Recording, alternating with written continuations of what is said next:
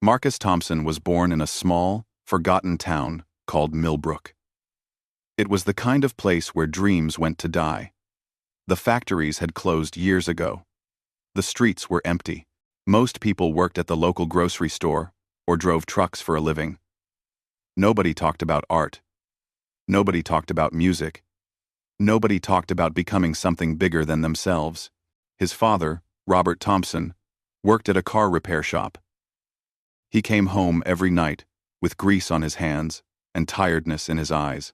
His mother, Sandra, cleaned houses for rich families in the next town over. They were good people, honest people, but they had stopped believing in dreams a long time ago. Marcus was different from the other kids in Millbrook. While they played football in the empty lots and talked about getting jobs at the warehouse, he would sit by himself. He would close his eyes and listen to sounds that nobody else seemed to hear. The wind through the trees became music to him. The rain on the roof was like a soft drum. Even the birds singing in the morning felt like a beautiful song that the world was playing just for him. When Marcus was 7 years old, something happened that changed his life forever. His grandmother passed away, and his family had to go to her old house to sort through her belongings. It was a dusty place, filled with memories and forgotten things. While his parents packed boxes and talked about what to sell, Marcus wandered through the rooms alone. That was when he found it. In the corner of the living room, covered with a white sheet that had turned yellow with age, stood an old piano. Marcus had never seen a real piano before. He had only seen them on television, played by people in fancy clothes at concerts he did not understand. But something pulled him toward it. Something deep inside his chest told him to walk closer. He pulled the sheet away slowly. Dust flew into the air, dancing in the sunlight that came through the dirty window. The piano was old and worn. Some of the white keys had turned the color of old teeth, but to Marcus, it was the most beautiful thing he had ever seen. He sat down on the small bench. His feet could barely touch the floor. He did not know what he was doing. He had never had a single lesson in his life. But his fingers reached out and touched the keys. The sound that came out was strange and wonderful all at once. It was like the piano had been waiting for someone to wake it up after all those years of silence. For the next 2 hours, Marcus did not move. He pressed different keys. He listened to the sounds they made.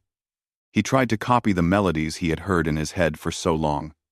His parents found him there, still playing, when the sun began to set. His father laughed. Not a mean laugh, but the kind of laugh that comes from surprise. "What are you doing, son?" he asked. Marcus looked up with bright eyes and said the words that would shape his entire future. "I want to play the piano. Dad, I want to be a musician." The silence that followed was heavy. His mother and father looked at each other. There was something sad in their eyes, something that Marcus was too young to understand back then. It was the look of people who had once had dreams of their own, dreams that had been crushed by the weight of real life. "That is a nice thought," his mother said gently, kneeling down to his level. "But piano lessons cost money, sweetheart. And we do not have that kind of money. Besides, musicians do not come from places like Millbrook. That is for rich kids in big cities, kids who have been playing since they were in diapers." Marcus did not argue. He was only 7, but he made a promise to himself that night. He would learn to play the piano. Somehow, some way, he would prove that dreams could come true, even in a place like Millbrook. They brought the old piano home. His father said it was because Marcus seemed to like it, and it was better than throwing it away. But secretly, Marcus believed his father understood something. Maybe his father saw a spark in his eyes that had long ago died in his own. The piano sat in the corner of their small living room. It was out of tune. Some keys did not work at all. But to Marcus, it was his treasure. Every day after school, while other kids were outside playing, he would sit at that piano and practice. He had no teacher. He had no books. He had nothing but his ears and his determination. He would listen to songs on the old radio and try to copy them. At first, it sounded terrible, like a cat walking across the keys. his father would joke. But Marcus did not give up. Not once. Not ever.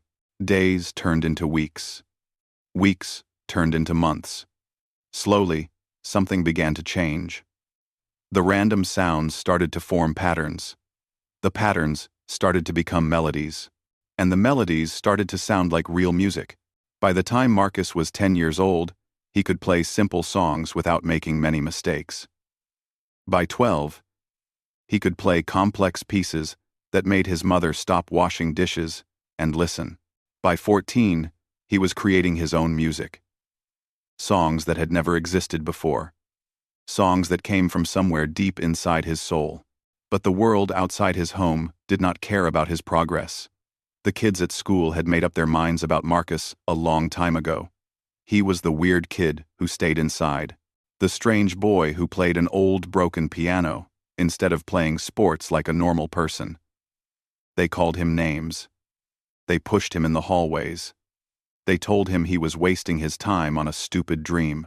Marcus learned to keep his head down. He learned to ignore the laughter. He learned to let the cruel words wash over him like water off a duck's back. Because every night, he would go home to his piano. And when his fingers touched those keys, the world disappeared. The pain went away. The laughter faded. There was only the music. His parents watched him with a mixture of pride and worry. They were proud of how hard he worked. But they worried about his future. What would happen when he grew up? There were no jobs for pianists in Millbrook. There were no opportunities. They loved their son, but they feared that he was setting himself up for heartbreak. Maybe you should think about learning a trade, his father said one evening at dinner. Something practical. Something that will put food on the table. Marcus looked at his plate. He did not answer, because he knew that no matter what anyone said, he could never give up on music. It was not just something he did. It was who he was. And somewhere deep inside, he believed that one day, he would prove them all wrong. High school was the hardest time in Marcus Thompson's life. The building was old and gray, just like everything else in Millbrook. The hallways smelled of cheap cleaning products and teenage sweat. The students walked through those halls with empty eyes, already preparing themselves for lives of quiet struggle. Nobody talked about college. Nobody talked about leaving. It was like the whole town had agreed, without saying a word, that this was all there would ever be. Marcus tried to fit in at first. He really did. He joined the conversations about football and cars. He pretended to care about the things that other boys his age cared about. But his heart was never in it. His mind was always somewhere else. Always back home, sitting at his old piano, letting his fingers dance across the keys. The other students noticed. Teenagers have a sharp sense for people who are different. They can smell it, like sharks smell blood in the water. And Marcus was different. He was quiet when everyone else was loud. He was thoughtful when everyone else was careless. He looked at the world with eyes that saw things others could not see. The bullying got worse as the years went on. There was a boy named Derek Walker who seemed to take special pleasure in making Marcus's life miserable. Derek was the star of the football team. He was tall and strong and good-looking. All the girls wanted to date him. All the boys wanted to be him. And for some reason, he had decided that Marcus was his favorite target. "Hey, piano boy," Derek would shout across the cafeteria, making sure everyone could hear. "Play us a song. Maybe you can play at my wedding someday. That is about as close to success as you will ever get." The other students would laugh. Some of them felt bad about it. You could see it in their faces. But nobody stood up for Marcus. Nobody wanted to be on Derek's bad side. So they laughed along, and Marcus would sit there with his head down, feeling smaller and smaller with each passing day. One afternoon, things went too far. Marcus was walking home from school, taking the long way through the empty streets near the old factory. He liked this route because it was quiet. He could think about music. He could hear melodies in his head without being bothered. Derek and 3 of his friends appeared out of nowhere. They had been waiting for him. Their smiles were cruel, and their eyes were cold. Marcus felt his heart start to race. He looked around for somewhere to run, but there was nowhere to go. "Where do you think you are going, piano boy?" Derek asked, stepping closer. "We just want to talk. We just want to understand why you waste all your time on that stupid hobby of yours." Marcus tried to stay calm. His voice came out weaker than he wanted. "It is not a hobby. It is my passion. It is what I love." Too.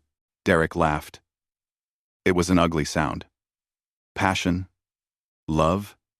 Those are big words for someone who lives in a dump like Millbrook. Let me tell you something, Marcus. People like us do not get to have passions. People like us work in warehouses and fix cars and marry the first person who will have us. That is reality. The sooner you accept it, the better. Before Marcus could respond, Derek shoved him hard. Marcus fell backward, his back hitting the cold concrete. His books scattered across the ground. His sheet music, pages of songs he had been working on for months, flew into the air like wounded birds. The other boys laughed as they walked away, leaving Marcus alone on the ground. He lay there for a long time, staring up at the gray sky. Tears rolled down his cheeks, but he did not make a sound. He would not give them the satisfaction of hearing him cry. That night, Marcus did not eat dinner. He went straight to his room and closed the door. His mother knocked several times, asking if he was okay. He told her he was just tired. She did not believe him. But she did not push. Sometimes mothers know when their children need to be alone with their pain. For 3 days, Marcus did not touch the piano. It sat in the corner of the living room, silent and waiting. His parents exchanged worried looks, but said nothing. They had never seen him go so long without playing. On the 4th night, something changed. Marcus woke up at 2 in the morning. The house was quiet. Everyone was asleep. Moonlight came through his window, painting silver lines on his floor. And somewhere in the silence, he heard it. A melody. The most beautiful melody he had ever heard. It was playing in his head, demanding to be brought to life. He walked downstairs slowly, careful not to wake anyone. The piano was waiting for him in the darkness. He sat down and let his fingers rest on the keys. For a moment, he did nothing. He just felt the cool ivory beneath his fingertips. And then he began to play. The music that came out was unlike anything he had ever created before. It was sad and beautiful and powerful all at once. It was the sound of pain being transformed into something greater. It was the sound of a boy refusing to give up, even when the whole world told him he should. He played for 2 hours straight. When he finally stopped, his cheeks were wet with tears. But these were not tears of sadness. They were tears of release, tears of understanding. He finally knew what he had to do. The next day, Marcus walked into school with his head held high. Derek was waiting by the lockers, ready with another insult. But this time, something was different. This time, Marcus looked him straight in the eyes. "You can say whatever you want," Marcus said quietly. "You can push me down as many times as you like, but you will never stop me from playing. Because music is not just something I do, it is who I am. And one day, while you are still stuck in this town, doing the same thing every day until you die, I will be somewhere else. Somewhere you cannot even imagine. And I will know that every laugh, every insult, every time you tried to break me, you were actually making me stronger." Derek stood there with his mouth open. He had no response. For the first time in his life, someone had stood up to him, not with fists, not with anger, but with something far more powerful, with certainty, with purpose, with unshakable belief. Marcus walked away without looking back. His heart was pounding in his chest. His hands were shaking. But he also felt something else. He felt free. The opinions of others no longer had power over him. The laughter could not hurt him anymore.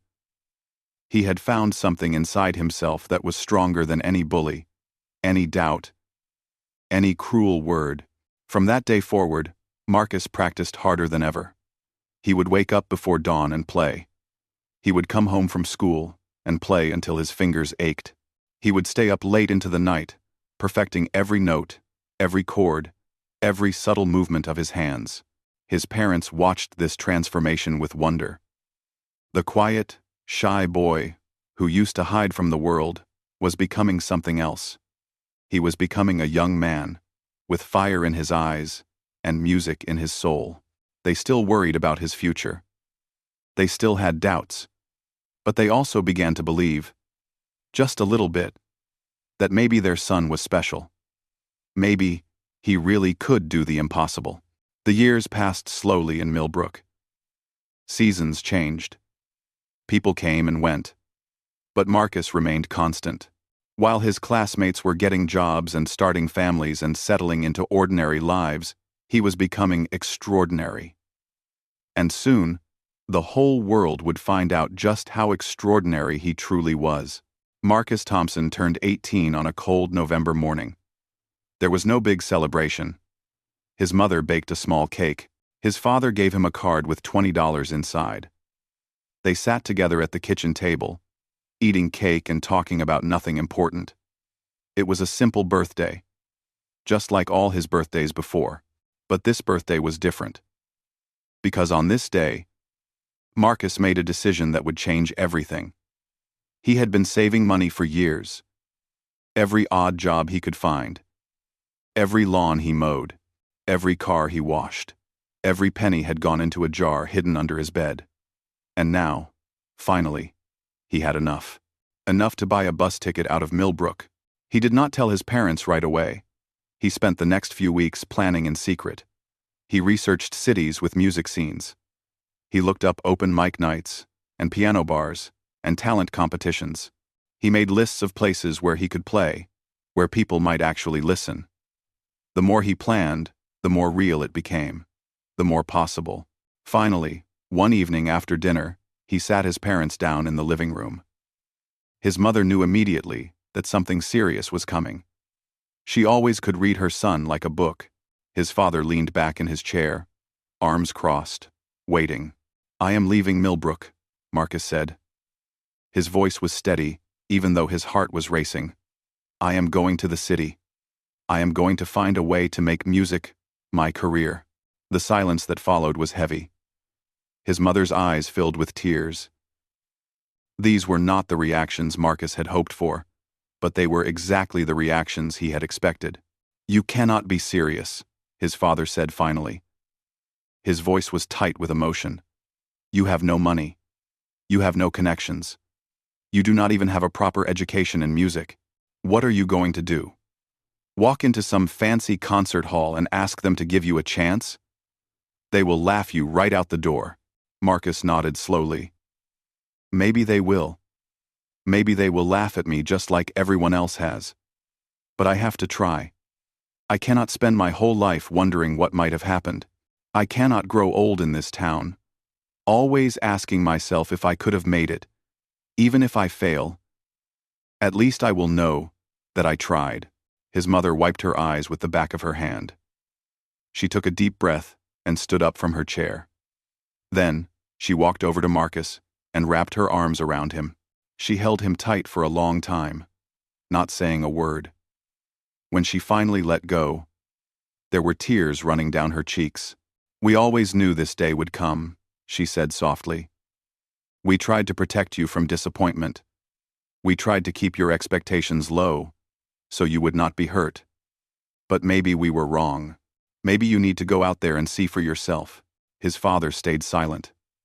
He stared at the floor, his jaw clenched. But later that night, when Marcus was packing his small bag, his father came to his room. He stood in the doorway, looking older and more tired than Marcus had ever seen him. "I had dreams once too," his father said quietly. "Dreams of being something more than what I became. Life beat those dreams out of me.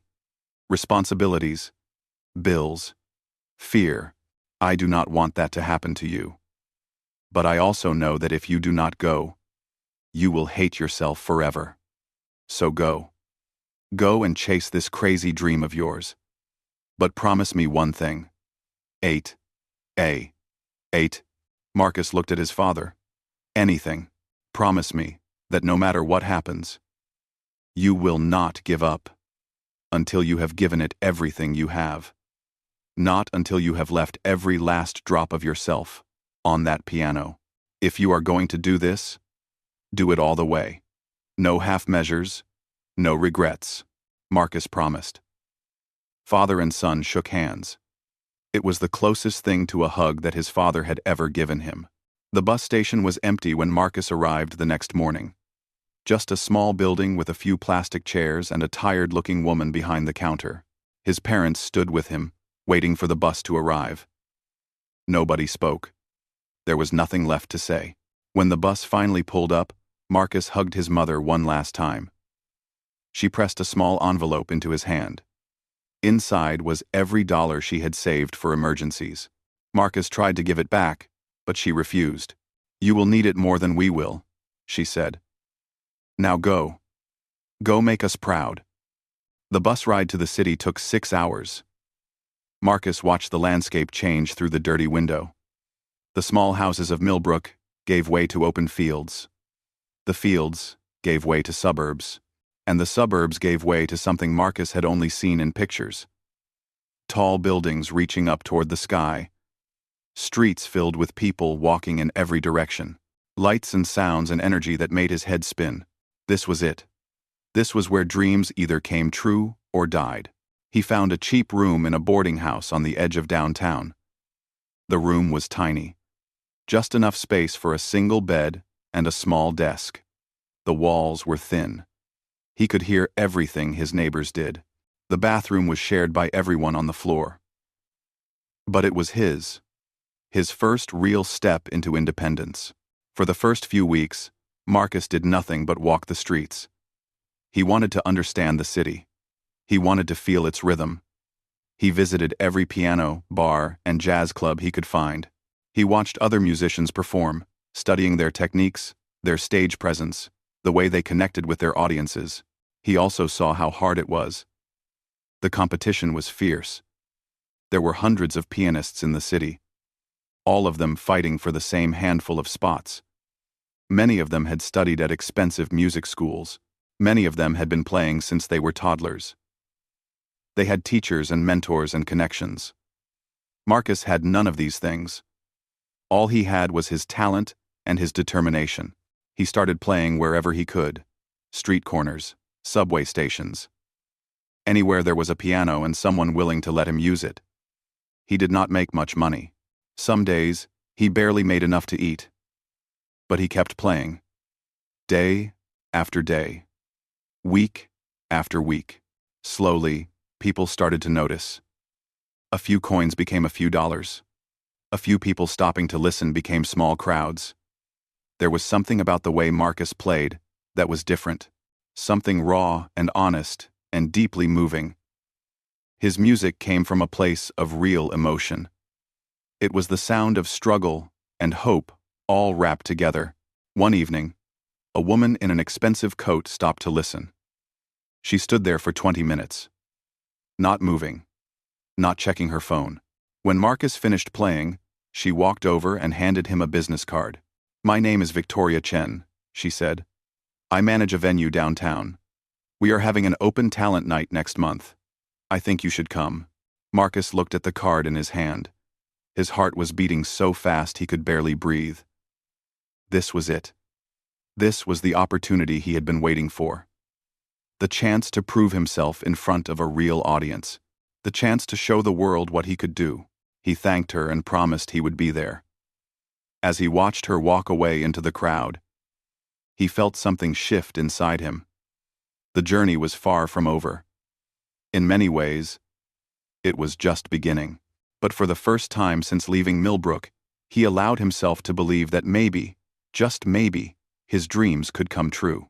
The month before the talent night passed in a blur of practice and preparation. Marcus barely slept. He barely ate. Every waking moment was spent at the piano, perfecting his performance. He had one shot at this, one chance to make an impression, He could not afford to waste it. He decided to play an original composition, something he had been working on for years. A piece called Silent Thunder. It was the most personal thing he had ever created. Every note was filled with his memories, the loneliness of growing up different, the pain of being mocked and misunderstood, the quiet strength that came from refusing to give up. If he could play this piece perfectly, he knew it would move people. He knew it would make them feel something real. But doubt was a constant companion during those weeks. Late at night, lying in his tiny room, he would stare at the ceiling and wonder if he was fooling himself. What if Victoria Chen had just been being nice? What if she gave her card to every street performer she met? What if he showed up at the talent night and made a complete fool of himself? These thoughts would circle in his head like hungry wolves. Sometimes they would keep him awake until morning. But every time the doubt became too strong, Marcus would get up and play. The music always brought him back. The music always reminded him why he was doing this. The venue was called the Blue Room. It was a small but famous club in the heart of downtown. Many great musicians had performed there before going on to bigger things. The walls were covered with photographs of legends, jazz pianists, soul singers, blues guitarists, people who had stood on that very stage and changed the world with their talent. Marcus visited the club 3 times before the big night, just to get a feel for the space. He would order the cheapest drink on the menu and sit in the corner, watching. He studied the way the lights fell on the stage. He listened to the acoustics. He noticed how the audience reacted to different types of performances. Knowledge was power. Preparation was everything. The night before the talent show, Marcus called his mother. It was late, and her voice was sleepy when she answered. But as soon as she heard it was him, she became fully awake. "How are you feeling, sweetheart?" she asked. Marcus was honest. Terrified. "I keep thinking about everything that could go wrong. What if I forget the notes? What if my hands freeze up? What if nobody cares?" His mother was quiet for a moment. Then, she spoke in that gentle, but firm way that only mothers can. "Do you remember when you were 7 years old? When you first found that old piano in Grandma's house? You did not know a single thing about playing. You had never had a lesson. But you sat down and you tried anyway. That little boy did not care about failure. He just loved the music. You need to find that little boy again. Play tomorrow, like nobody is watching. Play because you love it. The rest will take care of itself." Marcus smiled for the first time in days. His mother always knew exactly what to say. They talked for another hour.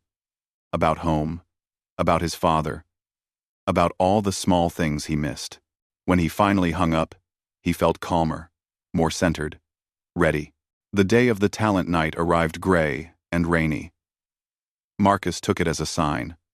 Not a bad sign, but a meaningful one. Rain had always been special to him. Some of his best compositions had come to him during storms. He spent the morning doing breathing exercises and light stretching. He ate a simple meal of bread and eggs. He dressed in the nicest clothes he owned, a black shirt and dark pants. Nothing fancy, but clean and presentable. He arrived at the Blue Room 2 hours early. The club was still quiet. Staff members setting up chairs and testing equipment. Victoria Chen spotted him immediately and walked over with a warm smile. "You came," she said.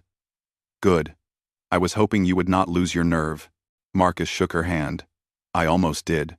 Several times." Victoria laughed. Every great performer feels that way before a big show. The ones who succeed are the ones who feel the fear and do it anyway. You are going to be the 5th act tonight. That gives you some time to settle in and watch the others. The performers that night were impressive. A jazz trio with decades of experience. A young woman with a voice like honey. A guitarist who played so fast, his fingers were a blur. Marcus watched them all from backstage, feeling smaller and smaller with each performance. These people were real musicians, trained, polished, professional. Who was he to think he belonged among them? A hand touched his shoulder. He turned to find an older man standing behind him. The man had gray hair and kind eyes. He was wearing a worn-out jacket that had seen better days. "First time on a real stage?" the man asked. Marcus nodded. "That obvious?" The man smiled. "I have been playing piano for 40 years. Performed all over the world. And you know what? I still get nervous before every show. The trick is not to eliminate the fear. The trick is to let it fuel you. Use that energy. Channel it into your playing. The audience can feel authenticity. They can tell when someone is playing from the heart. That matters more than technique, more than training, more than anything." Before Marcus could respond, a stagehand called his name. It was time. His legs felt like they were made of lead as he walked toward the stage. The lights were blinding. He could not see the audience, but he could feel them. Dozens of eyes, all focused on him, waiting, judging. The piano sat in the center of the stage like an old friend. Marcus walked toward it slowly. He could hear whispers from the audience. He heard someone laugh. A quiet, mocking sound that reminded him of Derek Walker and all the bullies from his past.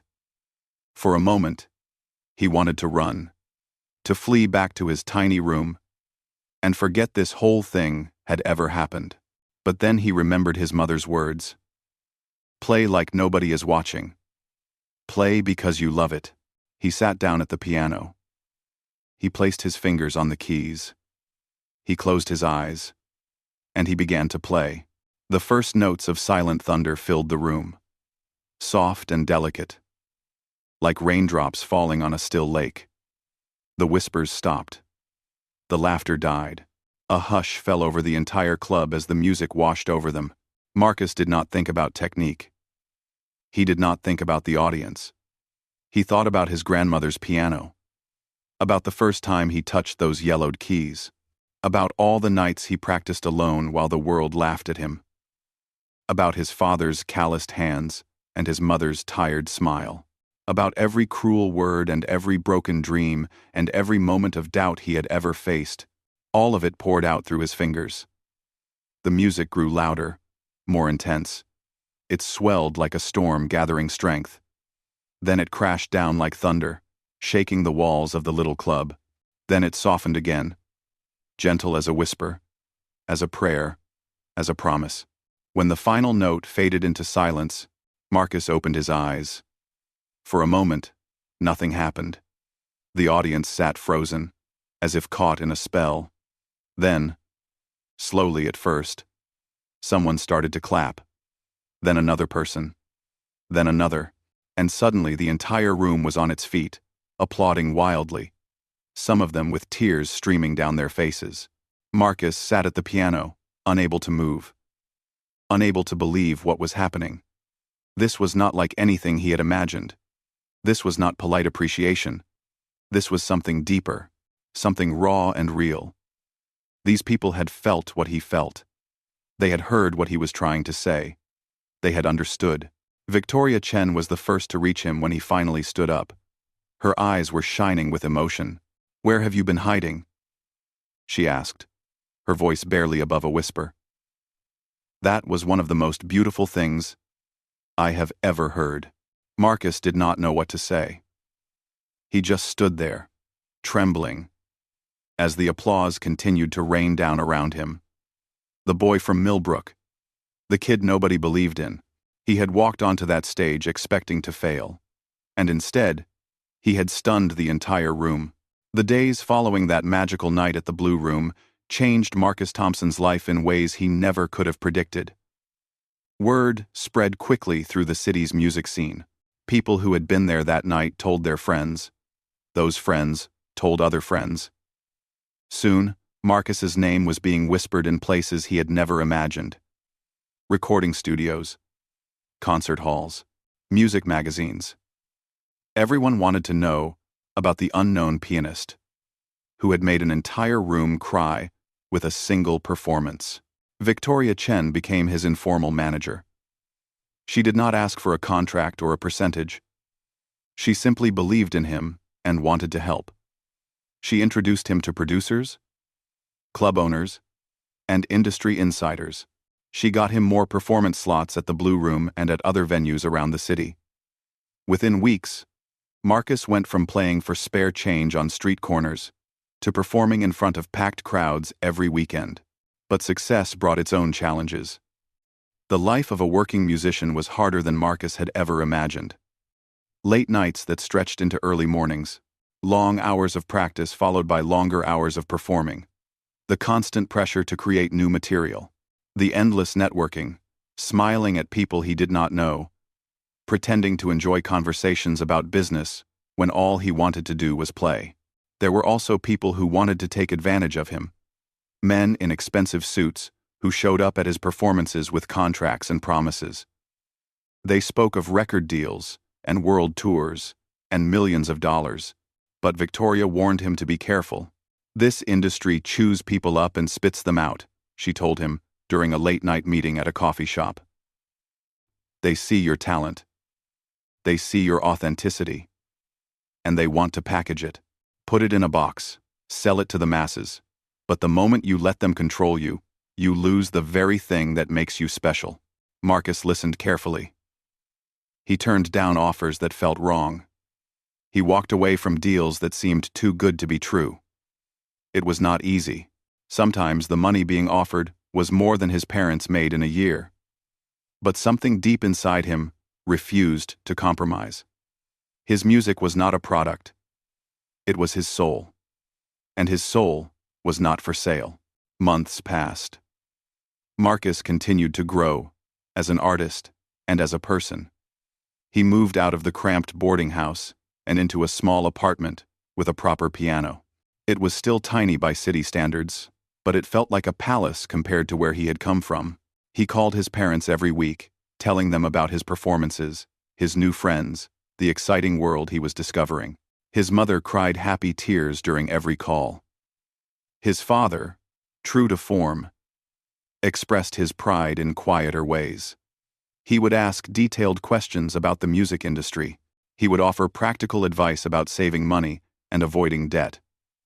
Once, during a rare moment of emotion, he told Marcus that he was proud of him. Marcus held on to those words like treasure, but even as his star was rising, Marcus never forgot where he came from. He returned to Millbrook for the first time, one cold December morning. The bus ride felt different this time. He was no longer running away from something. He was returning as someone who had achieved what everyone said was impossible. The town looked exactly the same. The empty streets, the closed factories, the gray buildings that seemed to absorb all light and hope. But Marcus saw it differently now. He saw the beauty in its simplicity, the strength in its struggle. This place had shaped him, for better and for worse. It was part of who he was. His parents threw a small dinner in his honor. Just family and a few old neighbors who remembered him as a quiet, strange child. Mrs. Patterson from across the street was there. So was old Mr. Jenkins from the hardware store. They all looked at Marcus with wonder in their eyes. The boy who used to sit alone at his grandmother's piano was now a real musician, a real artist, someone who had made it out of Millbrook and found success in the wider world. After dinner, Marcus sat at his old piano, the same instrument he had discovered as a 7-year-old boy. The same yellowed keys and worn hammers and slightly out-of-tune notes. He had not touched it in almost a year. But the moment his fingers made contact, everything came flooding back. He played for 2 hours while his parents and neighbors listened in silence.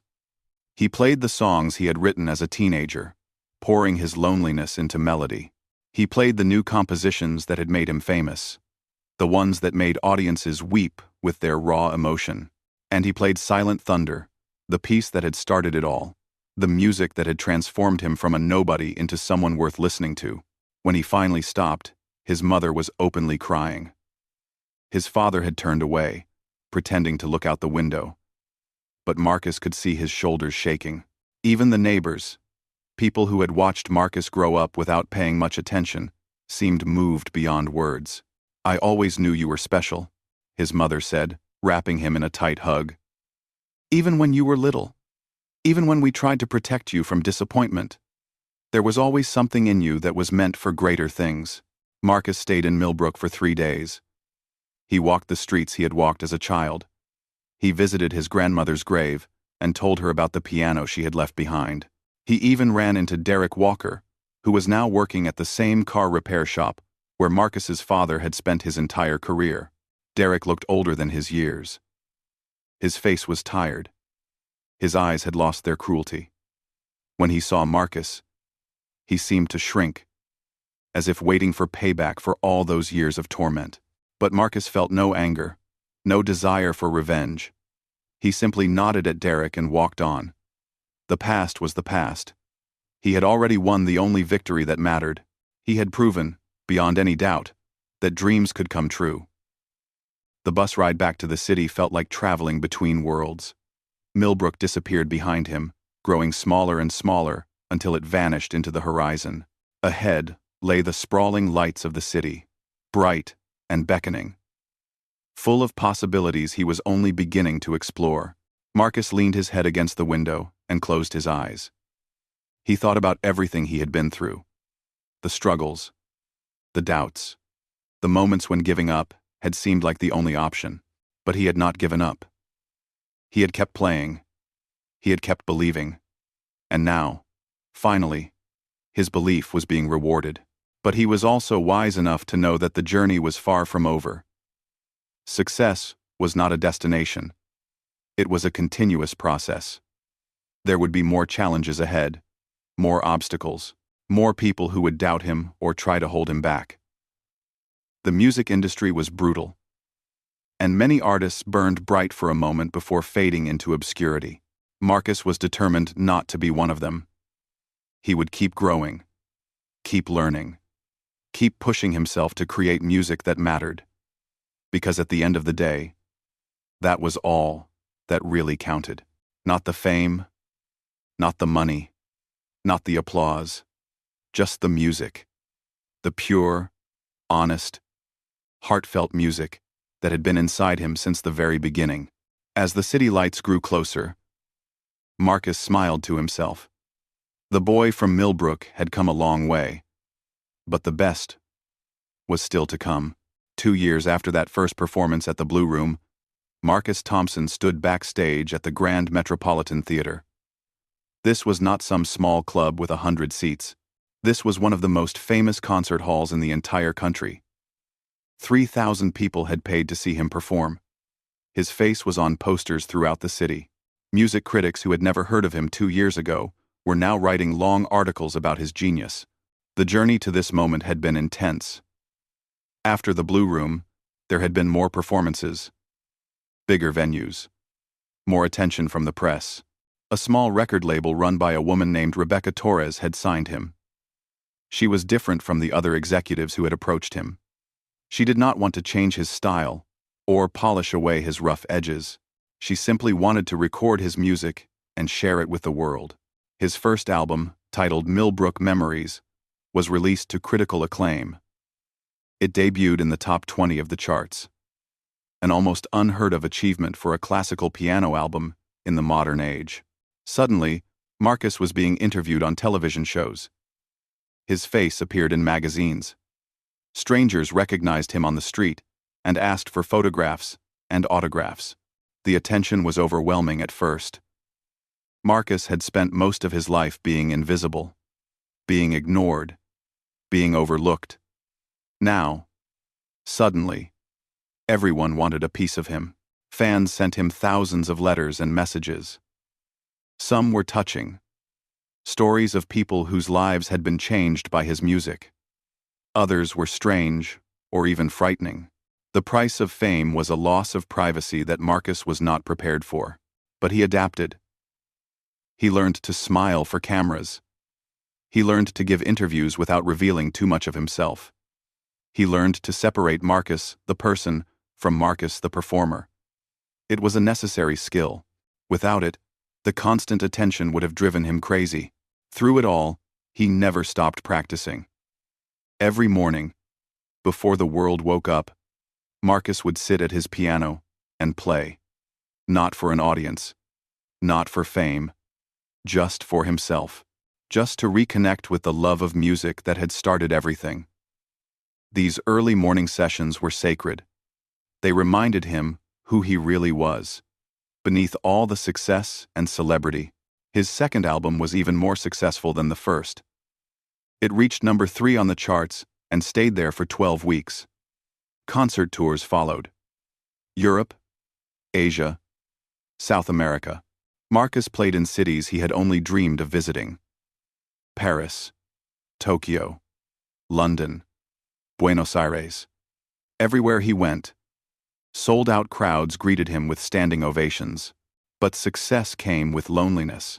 The life of a touring musician was isolating. Endless hotel rooms that all looked the same. Cities that blurred together after a while. Relationships that fell apart because he was never home. Marcus had dated a few women over the years, but none of them could handle the demands of his career. They wanted someone who would be there for dinners, and weekends, and holidays. Marcus was usually on stage somewhere, playing for strangers. Victoria Chen remained a constant presence in his life. She had officially become his manager after the first album's success. She traveled with him, handled the business side of things, and protected him from the vultures who circled the entertainment industry. She was the closest thing to a best friend that Marcus had. His parents came to visit him whenever they could afford to take time off work. Seeing them in fancy hotel suites or front-row seats at his concerts filled Marcus with a complicated mix of emotions. Joy at being able to share his success with them. Guilt that they still lived in Millbrook, still working the same jobs they had always worked. Marcus offered to buy them a new house, a new car, anything they wanted. But they refused. "We are happy with what we have," his mother always said. "We are proud of you. That is enough for us." His father nodded in agreement. Though Marcus sometimes caught him staring at hotel lobbies or concert halls with wonder in his eyes. Robert Thompson had never left Millbrook in his entire life. Now his son was playing piano for royalty and celebrities. The world could be strange and beautiful sometimes. The night of the Grand Metropolitan Theater performance was the culmination of everything Marcus had worked for. This was not just another concert. This was a celebration, a tribute. The event was being broadcast live to millions of viewers around the world. Proceeds from ticket sales were going to music education programs in underprivileged communities. Marcus had insisted on this. He wanted to give other kids like himself a chance to discover their talents. Backstage, Victoria found him pacing nervously. Despite all his success, the fear never fully went away. Every performance still felt like a test. Every audience still held the power to accept or reject him. "Your parents are in the front row," Victoria said with a gentle smile. "Your mother has been crying since they sat down. Happy tears, I think." Marcus laughed despite his nerves. "She always cries. Even when I was practicing terrible songs as a kid, she would pretend to cry because she did not want to hurt my feelings." Victoria handed him a glass of water. "In 30 minutes, you are going to walk out there and show the world why you are one of the greatest pianists of our generation. Forget the cameras. Forget the critics. Play for your parents. Play for the kid you used to be. That is all you need to do." The theater was breathtaking. Golden chandeliers hung from the ceiling like frozen explosions of light. Red velvet seats stretched back into darkness. The stage was massive, dominated by a stunning grand piano that probably cost more than his parents' house. Marcus walked out to thunderous applause. The lights were blinding, just like at the Blue Room all those years ago.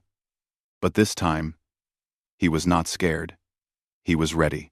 He sat at the piano and looked out at the audience. Somewhere out there, his mother and father were watching.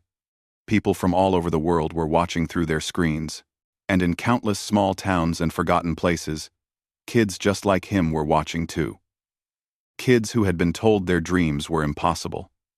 Kids who had been laughed at and mocked and dismissed. This performance was for them.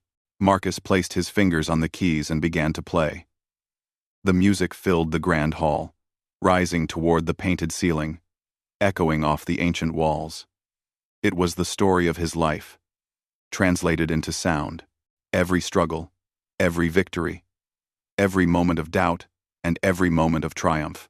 When he finished, the audience did not clap immediately. They sat in stunned silence, processing what they had just experienced. Then, like a wave building in the ocean, the applause began. It grew louder and louder until it became a roar. People stood from their seats. Some of them were crying. Some were shouting his name. Marcus stood and took a bow. He looked at his parents in the front row. His mother was sobbing openly. His father had tears running down his weathered cheeks. Even from a distance, Marcus could see the pride shining in their eyes. At that moment, Marcus Thompson understood something important.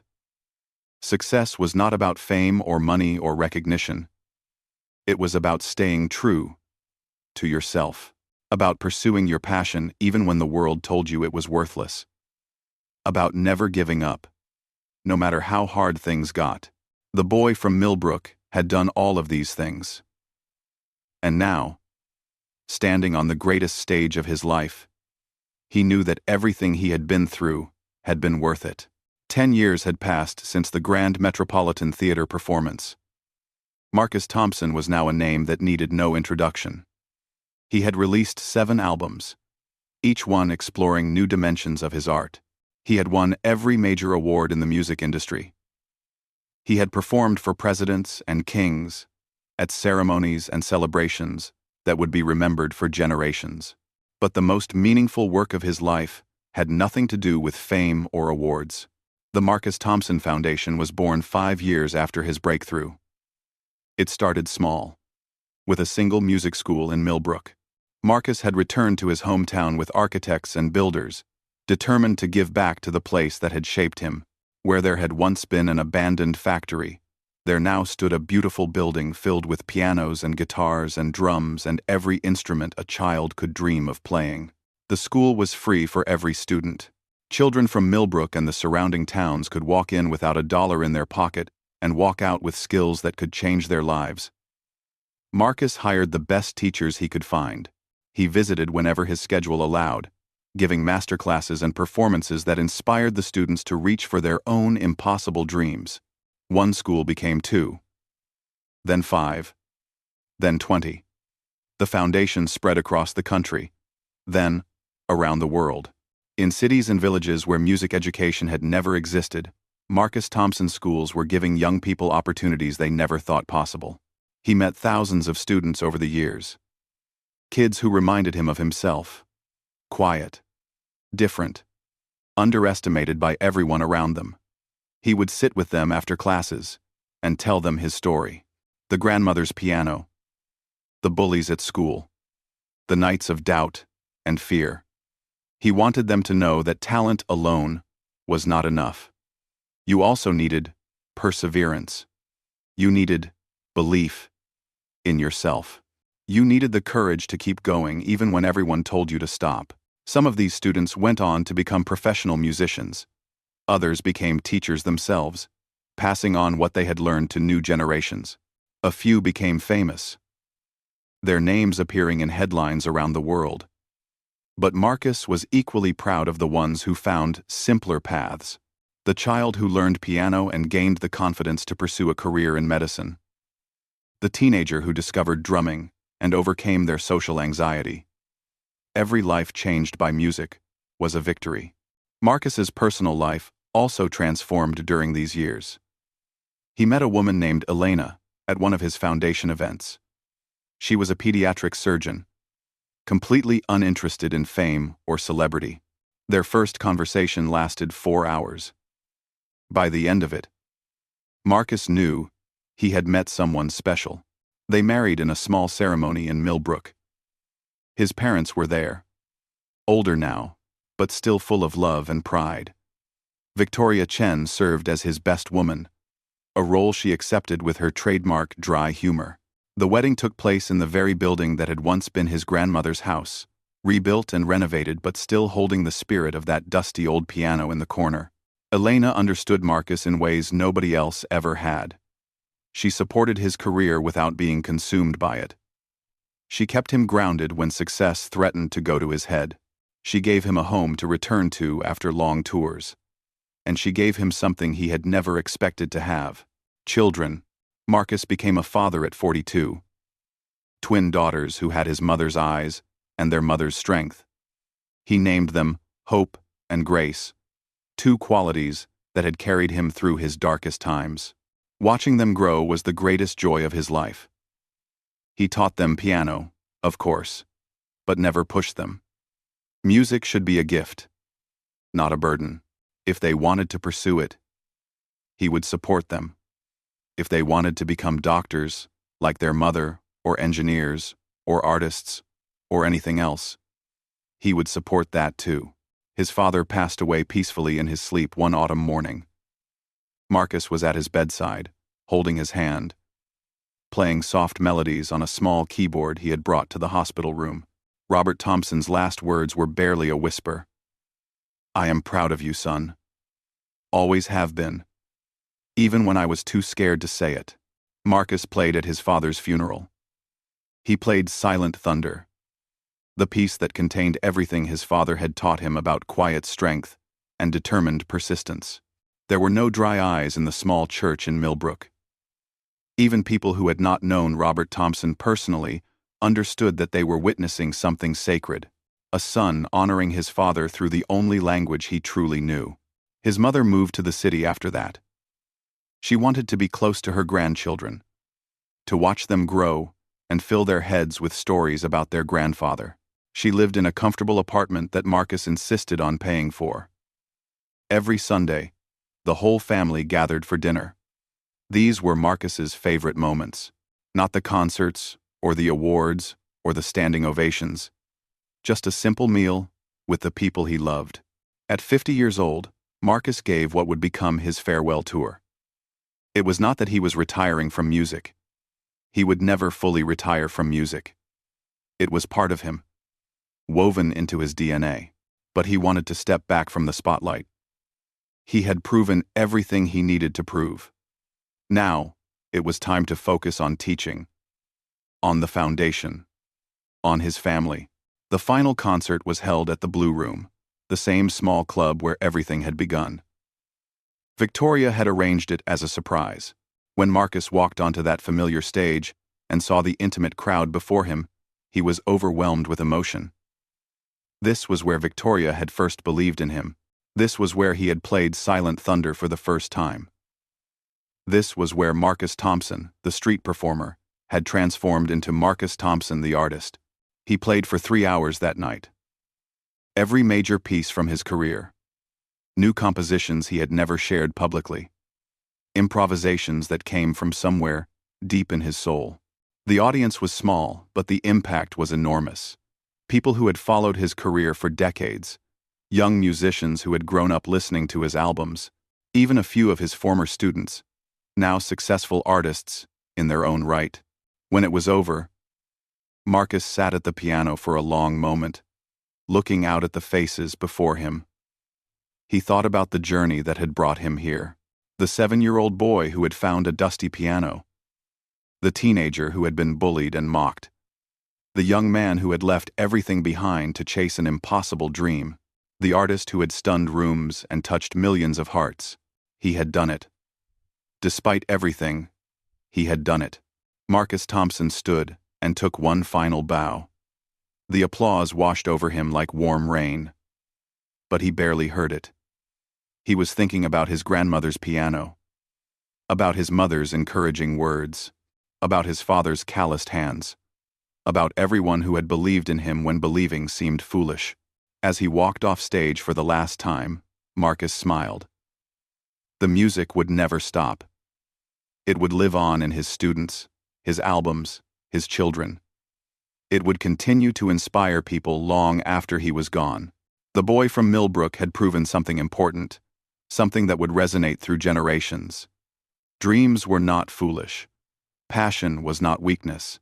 And talent, combined with determination and courage, could overcome any obstacle. They had all laughed at him once. Now, the whole world was listening.